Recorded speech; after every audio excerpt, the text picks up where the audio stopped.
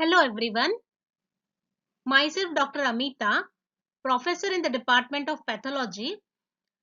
I'll be taking the topic carcinoma of cervix for you all. So I have divided the carcinoma cervix into two parts.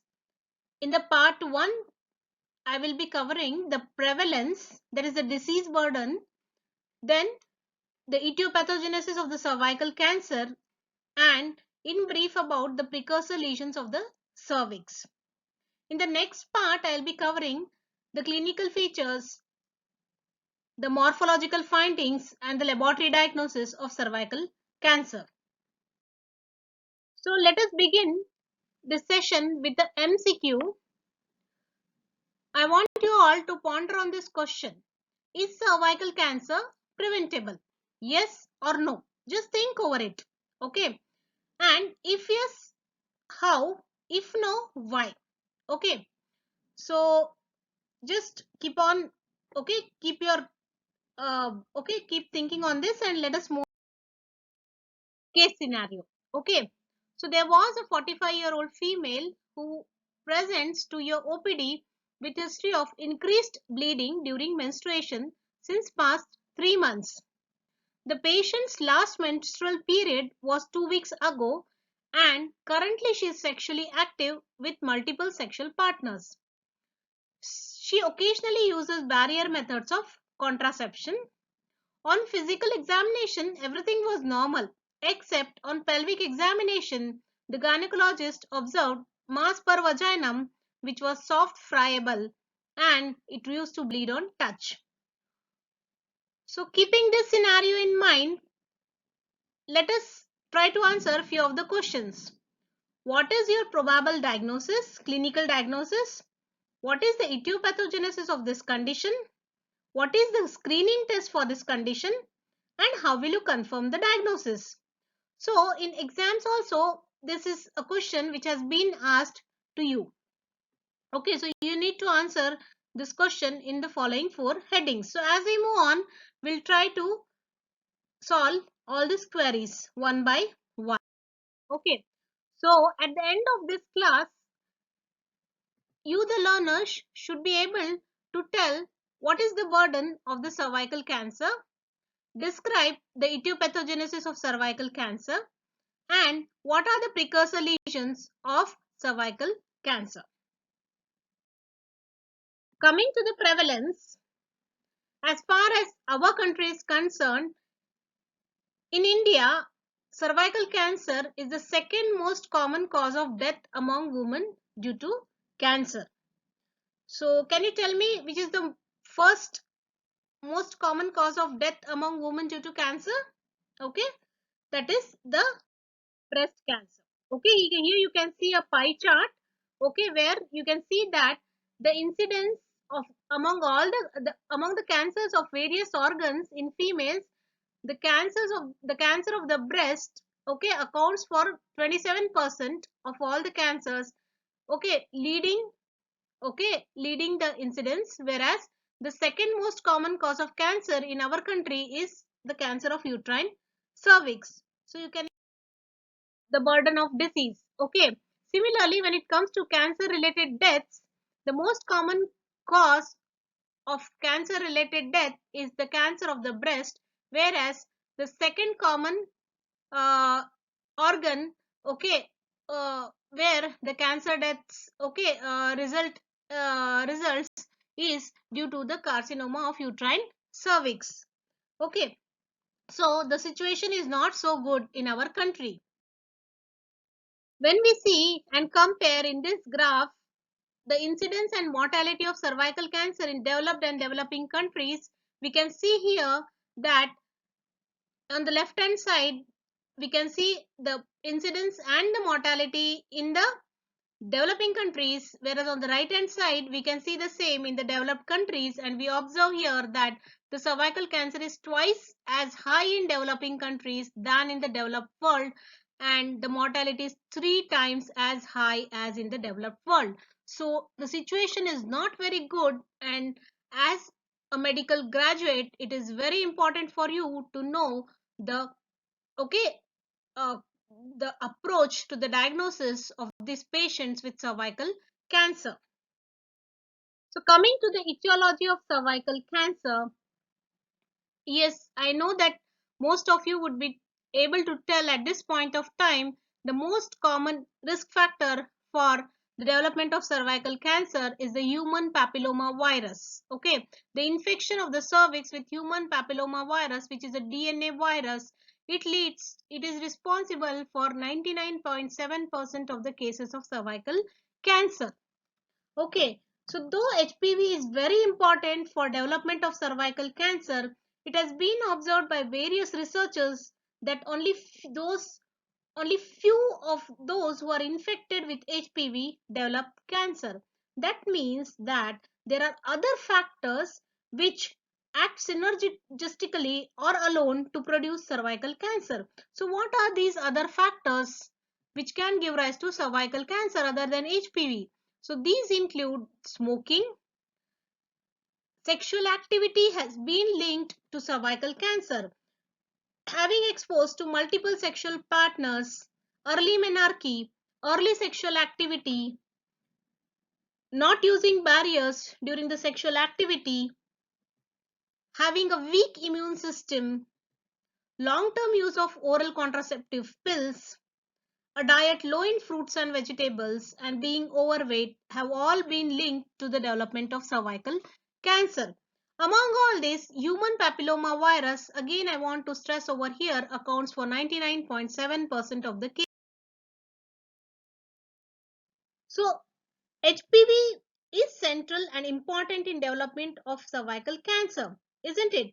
So let us see in detail what this HPV does and how it acts on the cervical epithelial cells. So you might be aware that there are hundreds of types of human papilloma virus. Okay, so among these, usually we classify this human papilloma virus into two categories: the low risk HPV and the high risk HPV. The low risk HPV ones are 6 and 11, whereas the high risk HPV are 16, 18, 31 and 33. There are many. Okay, so we will not go into detail, but the important ones I am trying to stress out here. Okay, so the low risk human papilloma virus, that is the human papilloma, the 6 and the 11, gives rise to the low grade squamous intraepithelial lesion. What it is, we'll see later, a few seconds later. Whereas the high risk human papilloma virus, that is the HPV virus 16, 18, 31 and 33 strain, these give rise to the high grade squamous intraepithelial lesion. These low grade squamous intraepithelial lesion and the high grade squamous intraepithelial lesion, called as L-seal and H-seal, are the precursor lesions of the cervical cancer. Okay, so we'll see about it in detail few seconds later. Human papilloma virus, how does it act? As I told you, there are hundreds of strains of human papilloma virus which have been sequenced. Okay, so out of that, the low risk HPV 6 and 11 usually gives rise to the benign lesions, that is the common warts or the condyloma, which are nothing but small whitish or brownish colored filiform structures which are seen above the surface of the skin, very commonly seen in the anogenital region. They can also occur in the cervix and on the dorsum of the hands as well as on the forehead. These are benign lesions. They are also called as condylomas and they have a good prognosis. Okay. Whereas the high-risk human papilloma virus, that is the human papilloma virus 16, 18, 31 and 33, these viruses can give rise to what is called as, which we saw previously, LSIL or low-grade squamous intraepithelial lesion, or it may give rise to the high-grade lesions, that is the high-grade squamous intraepithelial lesion. Among the low-grade lesions, that is the LSIL, 90% of these disappear in 2 years. That means most of the LSILs or low-grade lesions are transient. and they disappear because the immune mechanism in the body, the T cells, they eliminate this virus and the related lesion, and the patient will not have any manifestations of the infection. Whereas the high grade lesions, that is the HSIL, it gives rise, it's a precancerous lesion, okay, and it may develop into cancer if it is not treated, and the duration for the high grade lesion to convert to the cancer, okay, it may range from about 7 to 10 years. So I hope this is clear for you up till now. Okay, so usually HPV infection in the females, it occurs with the onset of sexual activity. That means between the age of 20 to 24 years, most or many good number of the females are sexually active females are infected with HPV infection. Most of these HPV infections, again I am repeating over here, they are transient, and within 2 years the T cell immune response in the body eliminates the virus and the person will not have any clinical manifestation of the disease. However, only 5 to 10% of the cases with infection, the infection persists, and in due course of time, that is over a duration of 7 to 10 years, they develop cancer unless they are treated. So here you can see the on the dorsum aspect of the hand, multiple small warty lesions or papillary like excrescences seen on the surface. These are nothing but the common warts or the condylomas occurring due to HPV infection. On the lower figure, you can see the wart occurring on the penis. Whereas here in the cervix, you can see a cauliflower-like lesion protruding from the lumen of the cervix, and that is a picture of squamous cell carcinoma of the cervix. So how this human papilloma virus leads to the disease? So let us see. What happens is the human papilloma virus infection have an high affinity for the intermediate squamous epithelial cells of the cervix. These human papilloma virus, they secrete two proteins, E6 protein and E7 protein, when they enter into the nucleus of the host cell. So human papilloma virus, when they infect the cervical epithelium, they enter into the nucleus and they integrate over there with the host DNA, and they give rise to increased number of E6 and E7 proteins. What does this E6 and E7 protein do? E6 protein acts on RB gene. So let me recall what is RB gene. RB gene is a tumor suppressor gene. When the cell doesn't have any signal, RB gene is an active form, and in the active state of the RB gene, the RB gene, what it does is it keeps the E2F factor, that is the transcription factor, attached to it. Okay, so RB gene clutches the E2F factor, okay, and prevents it from going into the nucleus.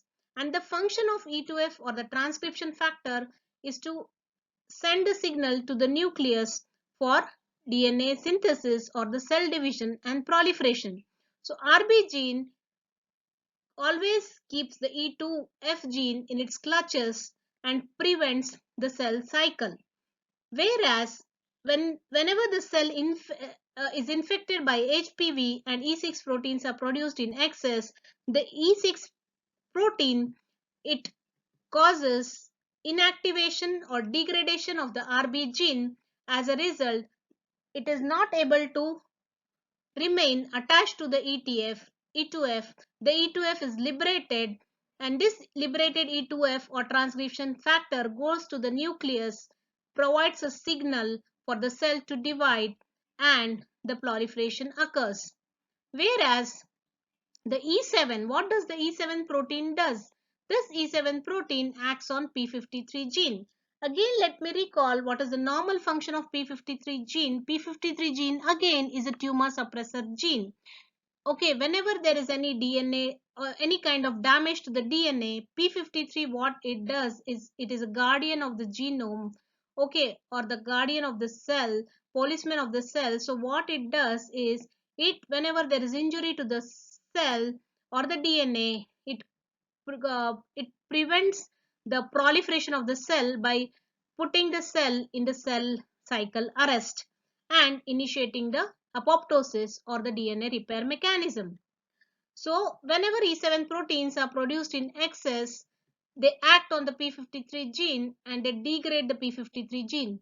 So you can understand now, when the p53 gene is degraded, there will be no cell cycle arrest and no apoptosis, as a result of which it gives rise to the proliferation leading to cancer.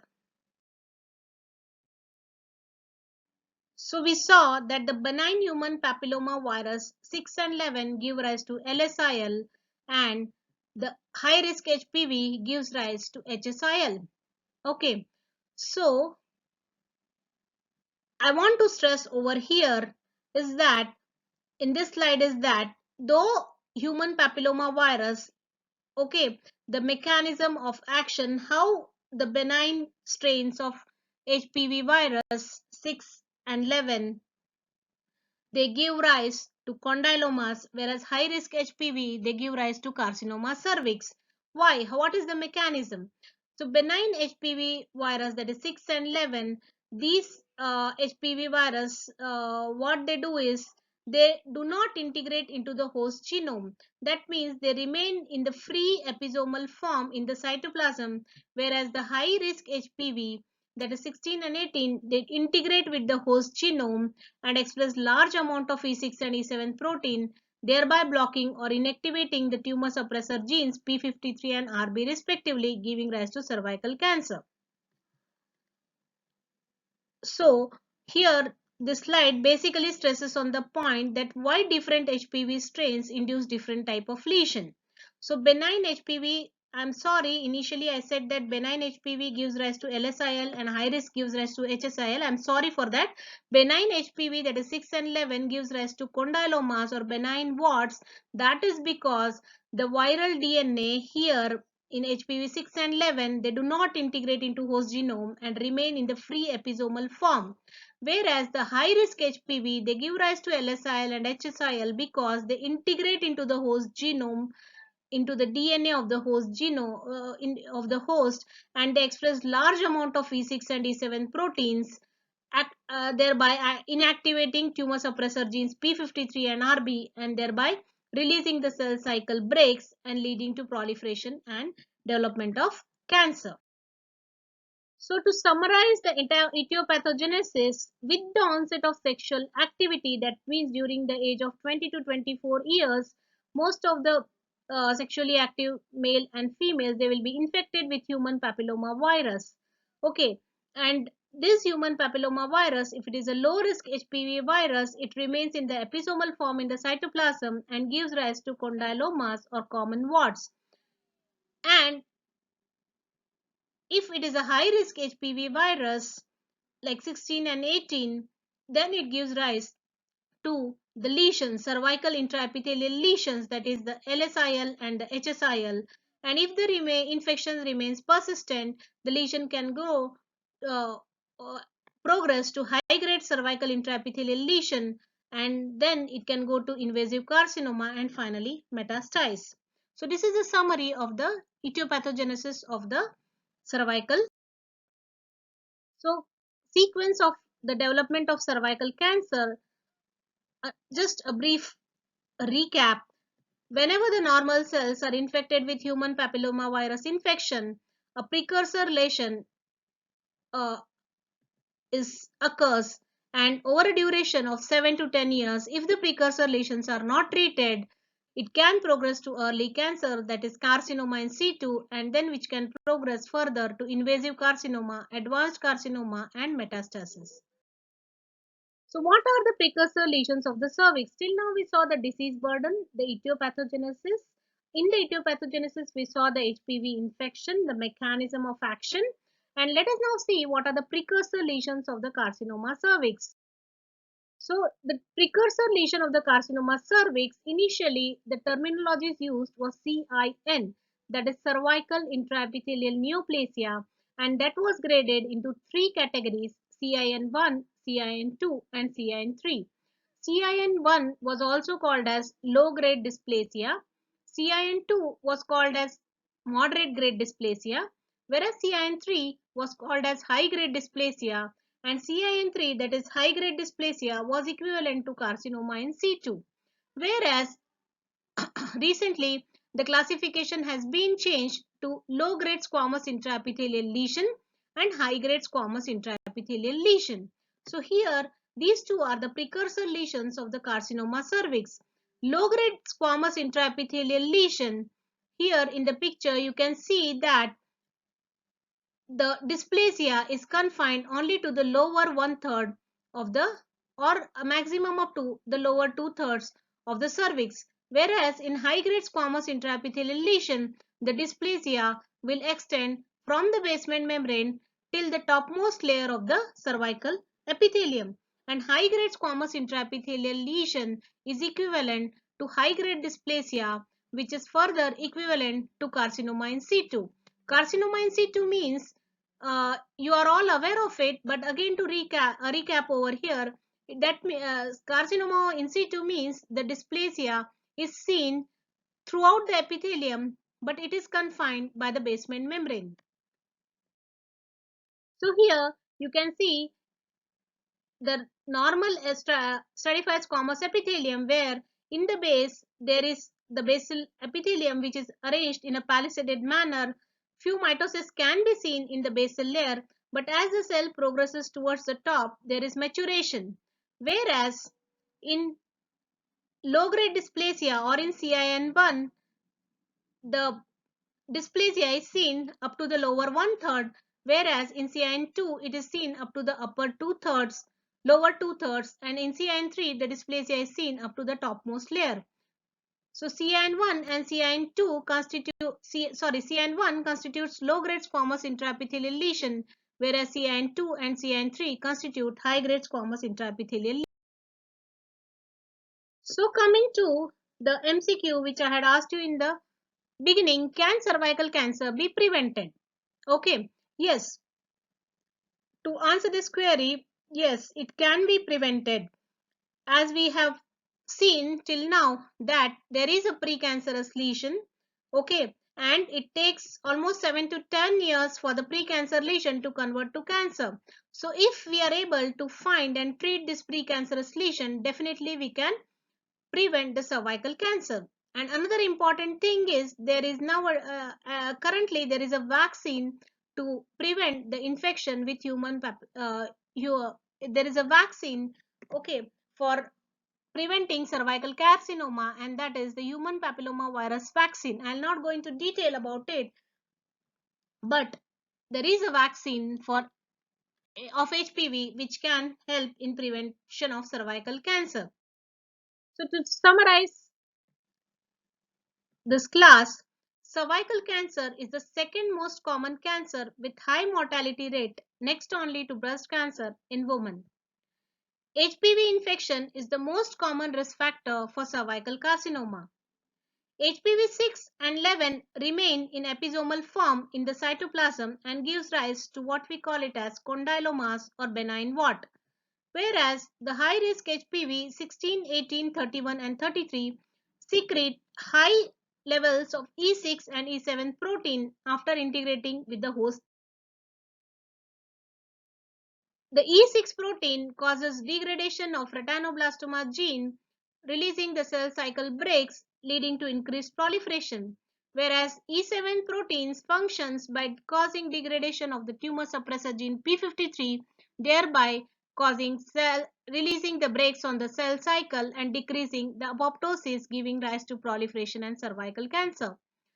90% of HPV infections are low-grade lesions or LSIL. They are transient and they disappear within 2 years because of the T cell immune response in the body. whereas 5 to 10% of the HPV infection may progress to high-grade squamous intraepithelial lesion, which may progress to invasive squamous cell carcinoma. And precursor lesions of the cervix, CA cervix, are LSIL and HSIL. Thank you. In the next class, we will see the clinical features, the morphology, and the laboratory diagnosis of cervical cancer. Thank you.